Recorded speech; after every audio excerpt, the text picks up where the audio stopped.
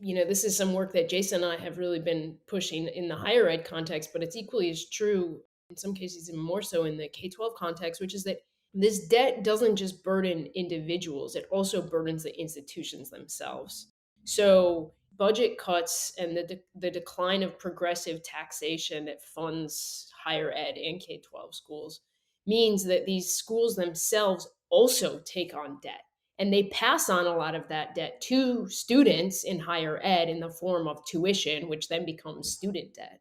But that's also the cost that workers and the public bear in terms of budget cuts, furloughs, all kinds of austerity pressures that institutions K 12 through higher ed face is a function of debt in a lot of cases. And it's kind of, for any kind of like budget nerds out there, it's really interesting when you start to look at your institution's budget and just begin to understand what portion debt service plays in the institution's budget.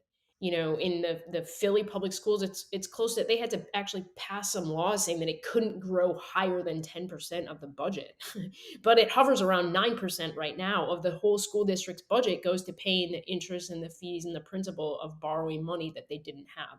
So this debt, I think a good way, I've heard Thomas say this before and it really stuck with me. Debt is a poverty tax. It's the price that we pay for not having enough to begin with.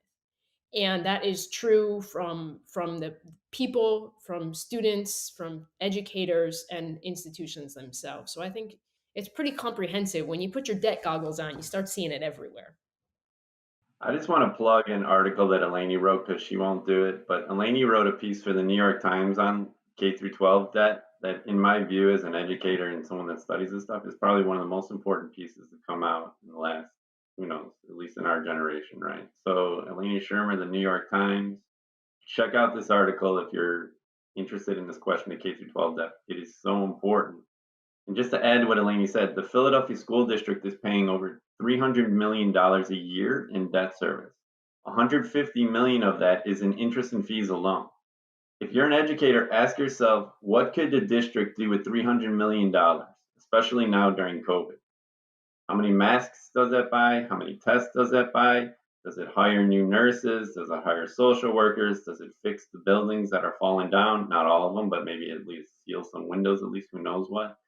So just think about what that money does. And in this piece, Eleni kind of highlights it. So I just really encourage everyone that's listening to check out this piece by Eleni in the New York Times, which came out a couple months ago.